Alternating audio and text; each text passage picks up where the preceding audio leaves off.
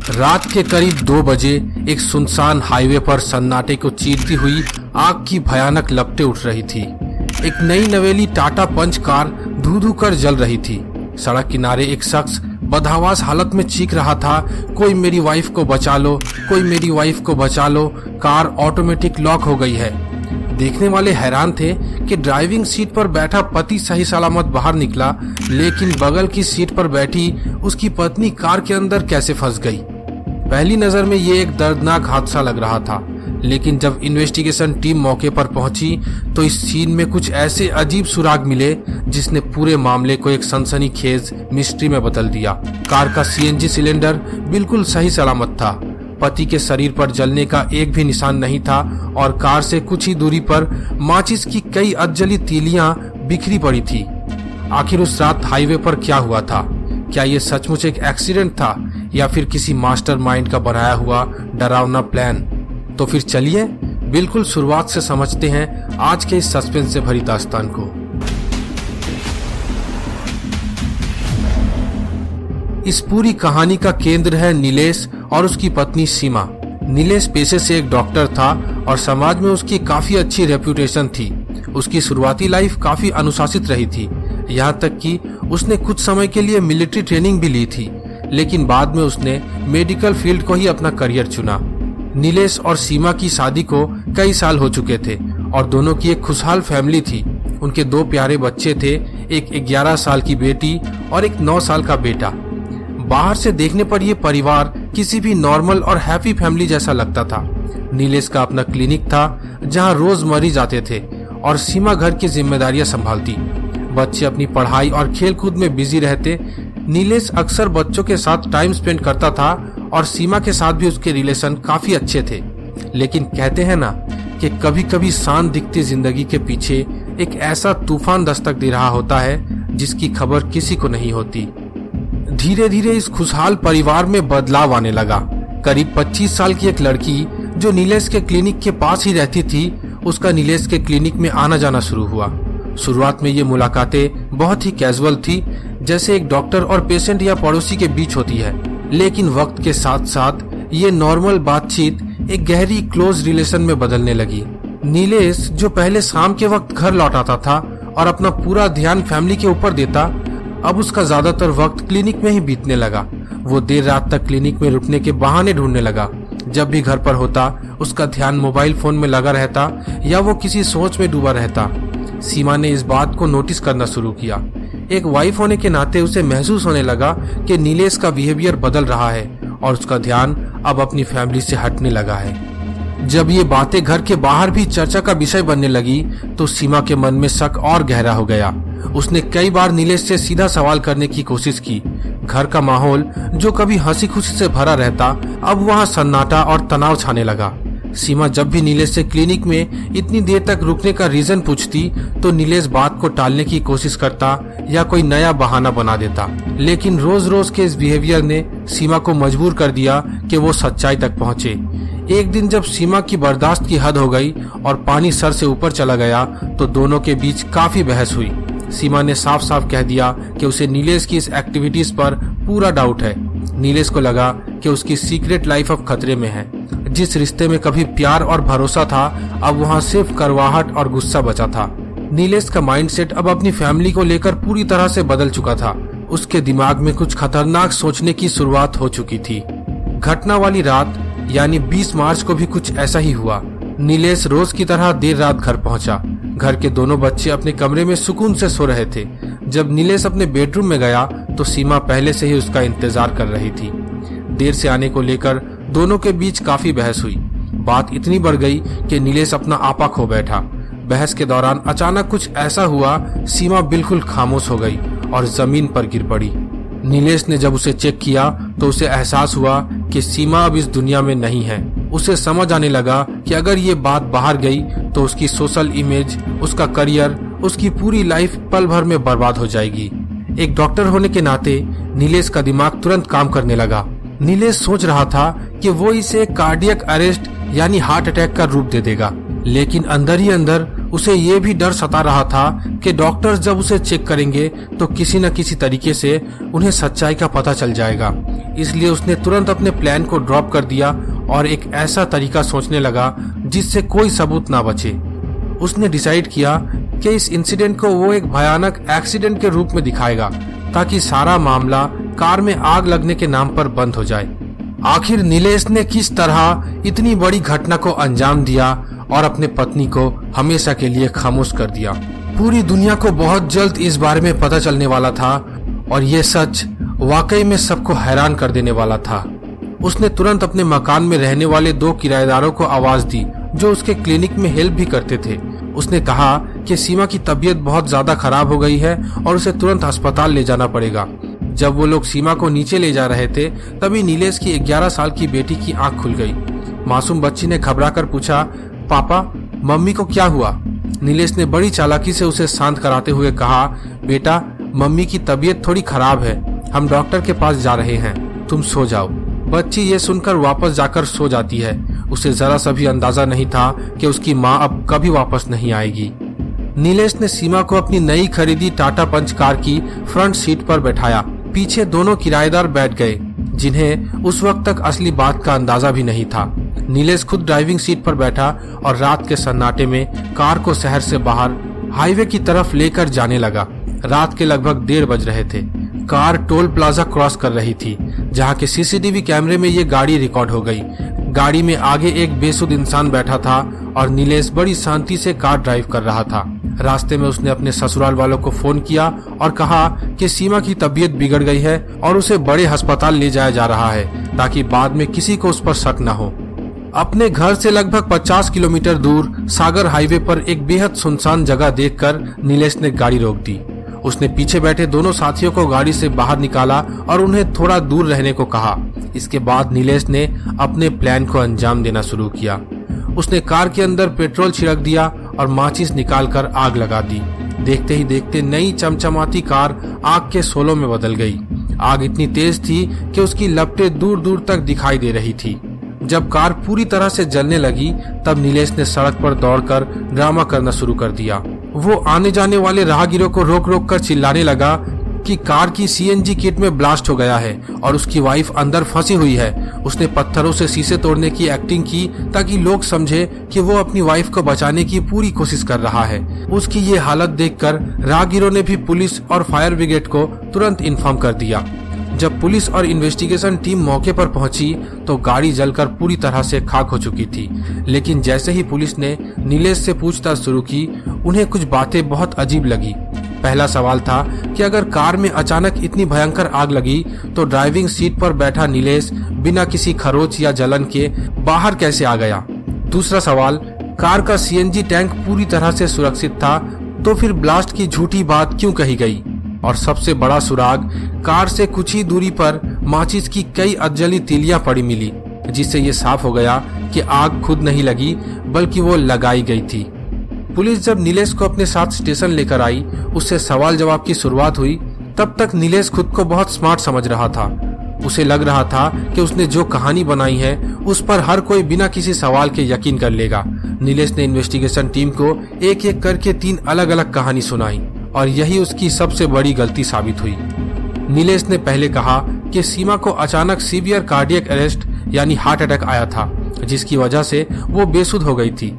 लेकिन जब पुलिस ने उससे पूछा कि अगर हार्ट अटैक आया था तो उसे अस्पताल ले जाने के बजाय रात के 2 बजे सुनसान रास्ते पर गाड़ी क्या कर रही थी और कार में आग कैसे लग गई, इस सवाल का नीलेश के पास कोई जवाब नहीं था।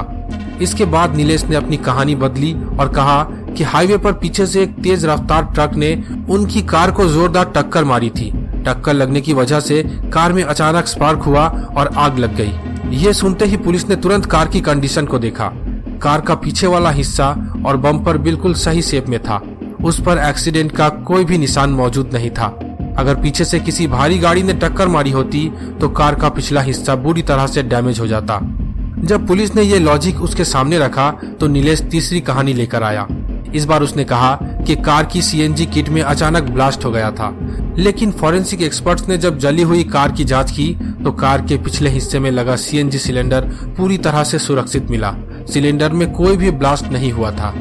जब ये तीनों कहानियां झूठी साबित हो गई तो नीलेश ने पुलिस पर अपना रौब जमाने की कोशिश की।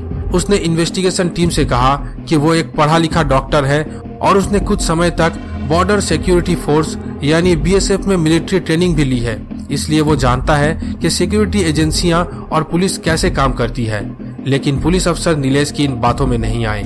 पुलिस ने उससे सबसे बेसिक और लॉजिकल सवाल पूछा कि अगर कार के अंदर इतनी भयानक आग लगी कि पूरी कार जलकर राख हो गई तो ड्राइविंग सीट पर बैठा नीलेश बिना किसी खरोच या जलन के बाहर कैसे निकल पड़ा। उसके कपड़े, उसके हाथ और उसका चेहरा पूरी तरह से सुरक्षित कैसे रह गए। पुलिस का शक तब पूरी तरह से यकीन में बदल गया जब फॉरेंसिक टीम को कार के आसपास से माचिस की अधजली तीलियां मिली। नीलेश ने कार में पेट्रोल छिड़ककर माचिस से आग लगाने की कोशिश की थी, लेकिन पहली बार में आग ठीक से नहीं पकड़ी, इसलिए उसने एक के बाद एक कई बार कोशिश की और इसकी वजह से सड़क पर कुछ माचिस की तीलियां सबूत के तौर पर दर्ज हो गई। इसके अलावा जब पुलिस की टीम नीलेश के घर पहुंची और वहां लगे CCTV कैमरों को चेक किया तो पता चला कि उस रात घर से निकलने से ठीक पहले नीलेश ने CCTV की पूरी रिकॉर्डिंग डिलीट कर दी थी ताकि कोई ये ना देख सके कि वो किस हालत में सीमा को घर से बाहर लेकर गया। इन्वेस्टिगेशन में एक के बाद एक ऐसे सबूत सामने आ रहे थे जो नीलेश के इस तथाकथित परफेक्ट प्लान की धज्जियां उड़ा रहे थे। पुलिस के सामने जब नीलेश का हर झूठ नाकामयाब हो गया और पुलिस ने जब सख्ती की तब जो सच सामने आया उसने पुलिस ऑफिसर्स के भी होश उड़ा दिए। उस रात झगड़े के दौरान वो अपना आपा खो बैठता है और अपनी पत्नी का गला पकड़ लेता है। वो अपनी पत्नी का गला तब तक नहीं छोड़ता जब तक वो पूरी तरह से खामोश नहीं हो जाती। इस सच्चाई के बारे में जब सीमा के घर वालों को पता चलता है तब उनकी आंखों से आंसू रुकने का नाम ही नहीं ले रही थी। अब पुलिस के सामने सबसे बड़ा सवाल ये था कि एक वेल सेटल्ड डॉक्टर जिसकी समाज में इतनी अच्छी इमेज थी, जिसके 2 प्यारे बच्चे थे, उसने अपनी ही फैमिली को इस तरह से खत्म करने का फैसला क्यों लिया। इस डरावनी साजिश के पीछे सिर्फ एक वजह नहीं थी, बल्कि इसके पीछे लालच और नफरत का एक बेहद खतरनाक नेटवर्क था जिसे नीलेश ने पिछले कुछ महीनों में बुना था। पहला मोटिव था उसका एक्स्ट्रा मैरिटल अफेयर। नीलेश उस 25 साल की लड़की के साथ अपनी नई जिंदगी शुरू करना चाहता था। सीमा उसके इस रिश्ते के आड़े आ रही थी और हर रोज के झगड़े से नीलेश परेशान हो चुका था। वो जानता था कि अगर वो लीगल तरीके से अलग होते हैं तो उसे अपनी प्रॉपर्टी का बड़ा हिस्सा सीमा को देना पड़ेगा और समाज में उसकी इमेज भी खराब हो जाएगी। इसलिए उसने सीमा को हमेशा के लिए रास्ते से हटाने का प्लान बनाया। लेकिन इस अपराध के पीछे सिर्फ अफेयर ही अकेला रीजन नहीं था, इसके पीछे एक बहुत बड़ा फाइनेंशियल प्रॉफिट भी छुपा हुआ था। नीलेश ने इस पूरे इंसिडेंट को इस तरह से डिजाइन किया था कि उसे एक ही झटके में 3 बड़े फायदे हों। पहला फायदा, सीमा की मौत के बाद उसके नाम पर ली गई भारी भरकम लाइफ इंश्योरेंस पॉलिसी का क्लेम उसे मिल जाएगा जो करोड़ों में था। दूसरा फायदा, कुछ ही हफ्तों में पहले खरीदी गई टाटा पंच कार का पूरा इंश्योरेंस क्लेम नीलेश को मिल जाता। और तीसरा फायदा, सीमा के रास्ते से हटने के बाद बिना किसी रुकावट के वो अपनी गर्लफ्रेंड के साथ शादी करके अपनी नई जिंदगी शुरू कर सकता। लालच के इस खेल में नीलेश ने अपनी फैमिली और अपने बच्चों के फ्यूचर के बारे में एक बार भी नहीं सोचा। पुलिस ने नीलेश के साथ साथ उन दोनों किराएदारों को भी गिरफ्तार कर लिया जिन्होंने सच जानते हुए भी नीलेश का साथ दिया था और इस पूरे मामले को छुपाने की कोशिश की थी। फॉरेंसिक टीम ने जली हुई कार से जो भी एविडेंस और सैंपल कलेक्ट किए थे उन्हें लैबोरेटरी भेज दिया गया ताकि साइंटिफिक रिपोर्ट तैयार की जा सके। नीलेश को लगा था कि वो अपनी मेडिकल नॉलेज और ट्रेनिंग का इस्तेमाल करके एक ऐसा क्राइम करेगा जिसकी सुराग पुलिस को कभी नहीं मिलेगी। लेकिन वो ये भूल गया था कि कानून और इन्वेस्टिगेशन एजेंसियां किसी भी अपराधी से कई कदम आगे चलती है। महज कुछ ही घंटों के अंदर मध्य प्रदेश पुलिस ने इस सनसनीखेज मिस्ट्री को सुलझाकर आरोपी को सलाखों के पीछे पहुंचा दिया। तो दोस्तों, आज के इस क्राइम स्टोरी के बारे में आप क्या कहना चाहते हैं और आज की क्राइम स्टोरी आपको कैसी लगी और हमारी चैनल की वीडियोस आपको कैसी लग रही है, हमें कमेंट करके जरूर बताएं। इस तरह की क्राइम वीडियोस आगे भी देखने के लिए अभी हमारे चैनल को सब्सक्राइब करें और बेल आइकन को बजाना बिल्कुल भी ना भूलना। 4 जून 2026 की दोपहर राजस्थान के बाड़मेर जिले के गरल गांव के पास सन्नाटा पसरा हुआ था। गांव के बाहर बसे एक सुनसान खेत में जब खेत का मालिक अपने रोजमर्रा के काम के लिए पहुंचता है तो वहां पर एक पानी की टंकी की तरफ उसका ध्यान जाता है। पानी की सतह पर कुछ तैर रहा था। जब वो इंसान गौर से उसे देखता है तो उसके होश उड़ जाते हैं, क्योंकि पानी की सतह पर कुछ और नहीं, एक इंसान का बेजान बॉडी तैर रहा था। देखते ही देखते ये सन्नाटा एक चीख में बदल गया, क्योंकि किसी को जरा सा भी अंदाजा नहीं था कि जिस इंसान की बॉडी यहाँ पर तैर रही थी उसकी डोर किसी गहरे जाल से जुड़ी हुई थी। आखिर कौन था ये शख्स? क्यों एक इंसान की हंसती खेलती जिंदगी पल भर में उजड़ गई? और 2 जून की रात को ऐसा कौन सा प्लान बनाया गया था जिसकी वजह से पूरे इलाके में खौफ का माहौल बन गया? चलिए आज के इस क्राइम स्टोरी को बिल्कुल शुरुआत से समझते हैं। इस मिस्ट्री को पूरी तरह से समझने के लिए हमें थोड़ा पीछे चलना होगा और तेजाराम की दुनिया में कदम रखना होगा। तेजाराम एक बहुत ही सीधे साधे और हार्ड वर्किंग इंसान थे, जो अपने परिवार को बेहतर जिंदगी देने के लिए दिन रात मेहनत करते थे। जालोर और बाड़मेर के आसपास के इलाकों में काम करने वाले तेजाराम का लाइफस्टाइल बहुत ही सिंपल था। सुबह काम पर जाना, शाम को वापस आना और परिवार की जरूरतों का ख्याल रखना, बस यही उनका रूटीन था। उनकी जिंदगी में सब कुछ सही चल रहा था, लेकिन समय के साथ साथ उनके घर में एक नया ट्रेंड दाखिल हुआ। तेजाराम की पत्नी नेतल एक मॉडर्न और एम्बिशियस सोच रखने वाली महिला थी। उसे डिजिटल वर्ल्ड और सोशल मीडिया का बहुत शौक था। धीरे धीरे नेतल ने इंस्टाग्राम पर अपने वीडियोस और रील्स बनाना शुरू किया। उसकी पर्सनालिटी और प्रेजेंटेशन स्टाइल को लोगों ने काफी पसंद किया और देखते ही देखते उसके इंस्टाग्राम अकाउंट पर 42,000 से भी ज्यादा फॉलोअर्स हो गए। वो इलाके में एक जानी मानी सोशल मीडिया इन्फ्लुएंसर बन चुकी थी। उसके कमेंट सेक्शन में सैकड़ों मैसेज आते थे, लाइक्स की बारिश होती थी और वो दिन का काफी समय अपने फोन की स्क्रीन पर ही बिताने लगी थी। शुरुआत में तो तेजाराम ने अपनी पत्नी की इस पैशन को एक नॉर्मल बात समझा। उन्हें लगता था कि अगर उनकी पत्नी को इसमें खुशी मिलती है और लोग उसकी तारीफ करते हैं तो इसमें कोई प्रॉब्लम नहीं है। घर का माहौल अच्छा था, बच्चों की हंसी खुशी थी और एक आम मिडिल क्लास फैमिली की तरह उनका जीवन आराम से कट रहा था। वर्चुअल वर्ल्ड की ये चमक धमक अक्सर असली रिश्तों की सच्चाई पर भारी पड़ने लगती है। जब फोन पर बिताया जाने वाला समय परिवार के समय से ज्यादा होने लगा तो तेजाराम को पहली बार एहसास हुआ कि उनके और नेतल के बीच की दूरी धीरे धीरे बढ़ रही है। सोशल मीडिया पर फॉलोअर्स बढ़ने के साथ साथ नेतल के पास अनजान लोगों के मैसेजेस की कतार लगी थी। इसी दौरान उसके कमेंट बॉक्स और डायरेक्ट मैसेजेस में एक नए इंसान की एंट्री होती है, जिसका नाम था गुमान सिंह। गुमान सिंह धोरीमन्ना इलाके का रहने वाला एक लोकल टैक्सी ड्राइवर था। सोशल मीडिया पर एक्टिव रहने वाले गुमान सिंह ने जब नेतल की प्रोफाइल देखी तो उसने बातचीत शुरू करने में देर नहीं की। धीरे धीरे कमेंट से शुरू हुई ये बात पर्सनल मैसेजेस और फिर कॉल्स तक पहुंच गई। गुमान सिंह और नेतल का रिश्ता देखते ही देखते काफी क्लोज हो गया। नेतल अब घंटों फोन पर गुमान सिंह से बातें करने लगी। वो अपने घर परिवार और अपनी जिम्मेदारियों से कटने लगी। जब भी तेजाराम काम से घर लौटते तो अक्सर नेतल को फोन पर बिजी पाते। जब तेजाराम ने इस बात को नोटिस किया और सवाल पूछे तो घर में बहस और तनाव का माहौल बन गया। तेजाराम ने बेहद शांति से नेतल को समझाने की कोशिश की कि वो गुमान सिंह जैसे अनजान इंसानों से दूरी बनाए रखे और अपनी शादीशुदा जिंदगी पर ध्यान दे। लेकिन नेतल की नजर पर सोशल मीडिया का खुमार और गुमान सिंह का अट्रैक्शन इतना हावी हो चुका था कि उसे पति की कोई भी सलाह एक प्रॉब्लम लगने लगी। दिन बीतते गए और तेजाराम और नेतल के बीच के झगड़े बढ़ते चले गए। तेजाराम को इस बात का पूरा शक हो चुका था कि नेतल और गुमान सिंह के बीच कुछ ऐसा चल रहा है जो उनके परिवार के लिए खतरनाक है। तेजाराम ने नेतल को सख्त हिदायत दी कि वो गुमान सिंह से अपनी सारी बातचीत खत्म कर दे, लेकिन नेतल और गुमान सिंह ने कुछ और ही प्लान बना रखा था। दोनों को लगने लगा कि तेजाराम उनके रास्ते का सबसे बड़ा रोड़ा है और अगर उन्हें बिना किसी डर के साथ रहना है तो तेजाराम को रास्ते से हटाना ही पड़ेगा।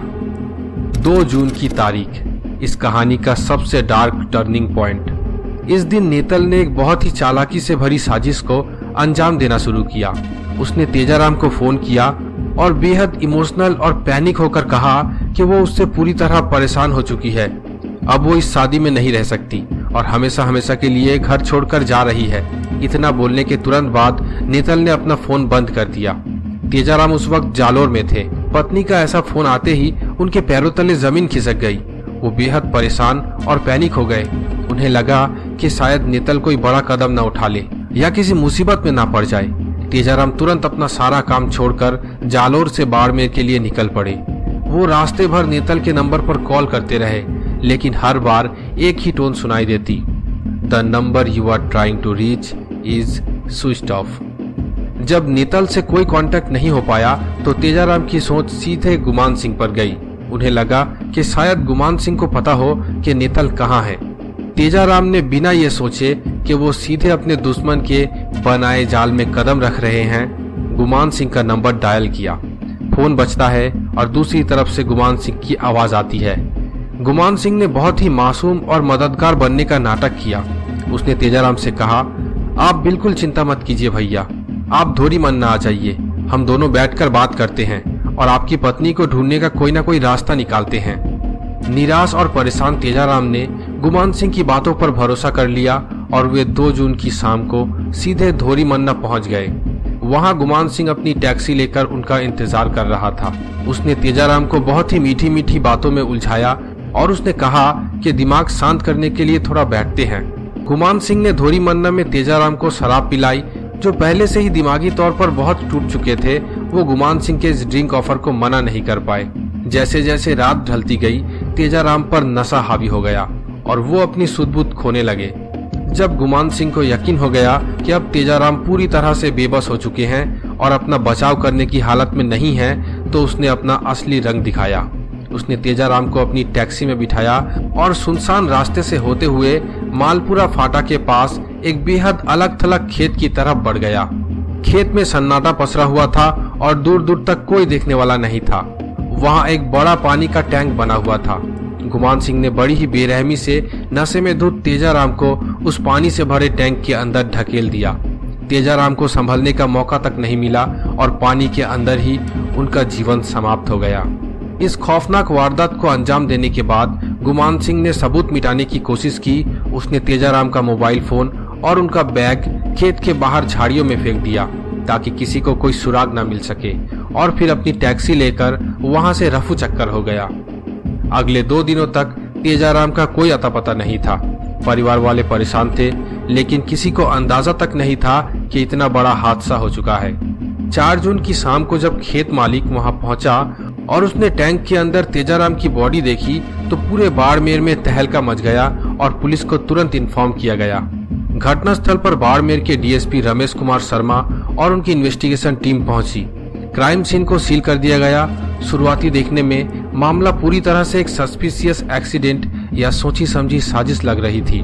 छानबीन करते ही खेत के बाहर झाड़ियों से एक फोन मिला। फोन पूरी तरह से बंद था। पुलिस ने जब फोन को ऑन किया तो उसमें कई मिस कॉल्स और मैसेजेस की बाढ़ आ गई। पुलिस की इन्वेस्टिगेशन टीम ने तुरंत उस फोन की कॉल रिकॉर्ड्स निकाली। यहीं से इस केस में एक बड़ा मोड़ आया। सीडीआर एनालिसिस से पता चला कि गायब होने से पहले तेजाराम की सबसे ज्यादा बातचीत उनकी पत्नी नेतल और टैक्सी ड्राइवर गुमान सिंह से हुई थी। साथ ही मोबाइल टावर लोकेशन ने साफ कर दिया कि 2 जून की शाम को तेजाराम और गुमान सिंह दोनों एक ही लोकेशन पर मौजूद थे। इस बीच तेजाराम के भाई महेश राम ने भी पुलिस के सामने आकर अपना शक जाहिर किया। उन्होंने पुलिस को बताया कि नेतल और गुमान सिंह के बीच कुछ समय से काफी नजदीकी थी और तेजाराम इस बात का विरोध कर रहे थे। पुलिस के पास अब टेक्निकल एविडेंस भी थे और एक मजबूत सस्पेक्ट लिस्ट भी। बिना देर किए पुलिस की एक स्पेशल टीम ने गुमान सिंह और नेतल दोनों को हिरासत में ले लिया और पूछताछ के लिए थाने ले गए। डीएसपी रमेश कुमार शर्मा और उनकी स्पेशल इन्वेस्टिगेशन टीम के सामने अब 2 ऐसे चेहरे बैठे थे जो शुरुआत में खुद को पूरी तरह मासूम दिखाने की कोशिश कर रहे थे। गुमान सिंह और नेतल दोनों को अलग अलग इंटेरोगेशन रूम में रखा गया ताकि वो आपस में कोई झूठी कहानी न बना सके। शुरुआत में गुमान सिंह का एटीट्यूड बहुत ही कैजुअल था। उसने पुलिस के हर सवाल का जवाब बहुत ही सहजता से देने की कोशिश की और कहा कि वो तो तेजाराम की सिर्फ मदद करने की कोशिश कर रहा था। उसने दावा किया कि 2 जून की शाम को धोरी मन्ना में तेजाराम उससे मिलने जरूर आए थे, लेकिन थोड़ी देर बात करने के बाद वो अपनी पत्नी को ढूंढने के लिए कहीं और चले गए। गुमान सिंह का कहना था कि उसके बाद क्या हुआ इस बारे में उसे कुछ भी पता नहीं। दूसरी तरफ नेतल का रूप भी कम ड्रामेटिक नहीं था। वो पुलिस के सामने लगातार रोने की नाटक कर रही थी और खुद को एक बेबस पत्नी के रूप में पेश कर रही थी। उसने कहा कि उसका पति के साथ थोड़ा झगड़ा जरूर हुआ था, लेकिन उसे इस बात का बिल्कुल भी अंदाजा नहीं था कि तेजाराम के साथ कोई अनहोनी हो जाएगी। हालांकि बाड़मेर पुलिस की इन्वेस्टिगेशन टीम किसी इमोशनल नाटक में फंसने वाली नहीं थी। पुलिस के पास पहले से ही साइबर सेल का स्ट्रॉन्ग डेटा और कॉल डिटेल रिकॉर्ड की पूरी फाइल मौजूद थी। जब पुलिस ने गुमान सिंह और नेतल के फोन रिकॉर्ड्स का गहराई से एनालिसिस किया तो उनके सामने झूठ की पूरी दीवार गिरने लगी। साइबर टीम ने दोनों के मोबाइल नंबरों की टावर लोकेशन का मिनट टू मिनट मैप तैयार किया। 2 जून की शाम से लेकर देर रात तक गुमान सिंह के फोन की लोकेशन और तेजाराम के फोन की लोकेशन बिल्कुल एक साथ मूव कर रही थी। वे धोरी मन्ना से निकले, एक साथ सफर किया और आखिर वे मालपुरा फाटा की तरफ उसी खेत के आसपास दोनों के फोन एक्टिव पाए गए। इतना ही नहीं, पुलिस ने यह भी ट्रैक किया कि जिस वक्त तेजाराम का फोन बंद हुआ ठीक उसी वक्त गुमान सिंह का फोन भी उसी टावर एरिया में एक्टिव था। जब पुलिस अधिकारियों ने ये सारे टेक्निकल एविडेंस टेबल पर रखे और गुमान सिंह से टाइमलाइन का जवाब मांगा तो उसके पसीने छूटने लगे। उसके पास इस बात का कोई भी लॉजिकल जवाब नहीं था कि अगर तेजाराम अकेले गए थे तो तेजाराम के मोबाइल के साथ साथ उसका मोबाइल क्यों मूव कर रहा था। कड़ाई से पूछताछ और पक्के सबूतों का सामना होते ही गुमान सिंह का आत्मविश्वास पूरी तरह से टूट गया। उसने मान लिया कि ये कोई अचानक हुआ हादसा नहीं था। उसने खुलासा किया कि नेतल का 2 जून को अचानक घर छोड़कर जाने का ड्रामा करना और अपना फोन स्विच ऑफ करना इस पूरे प्लान का पहला हिस्सा था। इसका मकसद तेजाराम को पैनिक मोड में लाना ताकि वो बिना सोचे समझे जालोर से बाड़मेर भाग कर आए। नेतल जानती थी कि तेजाराम घबराहट में गुमान सिंह को ही फोन करेंगे और जैसे ही तेजाराम ने गुमान सिंह को कॉल किया वो सीधे उस ट्रैप में फंस गए जिसे इन दोनों ने मिलकर तैयार किया था। इस खुलासे ने पुलिस के सामने पूरी पिक्चर साफ कर दी कि ये एक पूरी तरह से प्री प्लान्ड क्राइम था। इन्वेस्टिगेशन का सबसे अहम सवाल अब आता है कि आखिर इस पूरी साजिश के पीछे असली मोटिव क्या था। एक हंसता खेलता परिवार जिसमें 2 बच्चे और एक सिंपल लाइफस्टाइल थी, वो अचानक इस डार्क मोड पर कैसे पहुंच गया। जब पुलिस ने नेतल से सख्ती से पूछताछ की और गुमान सिंह के बयानों से उसका सामना कराया तो इस पूरी कहानी का ओरिजिन पॉइंट सामने आया। इस मामले के पीछे 2 सबसे बड़े कारण थे। पहला, सोशल मीडिया की वर्चुअल दुनिया की चकाचौंध से पैदा हुई ओवर एम्बिशन। दूसरा, एक बेबुनियाद अट्रैक्शन जिसके चक्कर में इंसान सही और गलत का फर्क भूल जाता है। नेतल इंस्टाग्राम पर अपनी बढ़ती पॉपुलैरिटी और 42,000 फॉलोअर्स के साथ खुद को एक अलग लेवल पर देखने लगी थी। उसे लगने लगा था कि उसका सिंपल लाइफस्टाइल और पति का साधारण काम उसकी इमेज के साथ मैच नहीं करता। गुमान सिंह के साथ बातचीत शुरू होने के बाद उसे लगने लगा कि वो अपने इस सिंपल लाइफस्टाइल से निकल सकती है, लेकिन तेजाराम जब भी उसे संभालने या समझाने की कोशिश करते नेतल को लगता कि उसकी आजादी पर पाबंदी लगाई जा रही है। जब तेजाराम ने साफ कह दिया कि गुमान सिंह से रिश्ता खत्म करना पड़ेगा तो नेतल और गुमान सिंह को लगा कि अगर तेजाराम रास्ते में रहेंगे तो वो कभी भी खुलकर एक साथ नहीं रह पाएंगे और ना ही अपनी मर्जी की जिंदगी जी पाएंगे। इसी सोच और नफरत ने उन्हें इस खौफनाक कदम को उठाने पर मजबूर कर दिया। पुलिस ने जांच पूरी करते हुए दोनों आरोपियों के खिलाफ पुख्ता सबूत जुटाए। मालपुरा फाटा के उस खेत से फेंका गया तेजाराम का बैग और बंद मोबाइल फोन रिकवर किया गया। घटना में इस्तेमाल की गई टैक्सी को जब्त किया गया और टावर के लोकेशन के साथ साथ फॉरेंसिक एविडेंस को भी डायरी का हिस्सा बनाया गया। बाड़मेर पुलिस ने तत्परता दिखाते हुए दोनों आरोपियों नेतल और गुमान सिंह को कोर्ट में पेश किया। कोर्ट ने मामले की गंभीरता और सबूतों को देखते हुए नेतल को जुडिशियल कस्टडी में जेल भेज दिया, जबकि गुमान सिंह को पुलिस रिमांड पर भेजकर आगे की कानूनी कार्रवाई पूरी की गई। ये पूरी दास्तान इस बात का एक कड़वा और खौफनाक एहसास कराती है कि कैसे वर्चुअल वर्ल्ड का दिखावा और गलत अट्रैक्शन किसी इंसान की अक्ल पर पर्दा डाल सकता है। एक सीधे साधे इंसान की जिंदगी सिर्फ इसलिए छीन ली गई क्योंकि कुछ लोग अपने स्वार्थ और झूठी चमक के लिए हर सीमा पार करने को तैयार हो गए। दोस्तों, बाड़मेर की ये सच्ची घटना हमें बताती है कि कभी कभी सोशल मीडिया की ये चमक धमक वाली वर्चुअल दुनिया हमारी असली जिंदगी को बर्बाद कर देती है। तेजाराम के साथ जो भी हुआ ये बहुत ही दुखद और दिल दहला देने वाली घटना थी। दोस्तों, अगर आपको हमारी वीडियोस पसंद आ रही है तो हमारे चैनल को सब्सक्राइब करना बिल्कुल भी ना भूलें और वीडियो को लाइक करके अपने दोस्तों के साथ भी इस वीडियो को शेयर जरूर करें। मिलते हैं आप सभी से एक नई वीडियो में एक और नए क्राइम स्टोरी के साथ।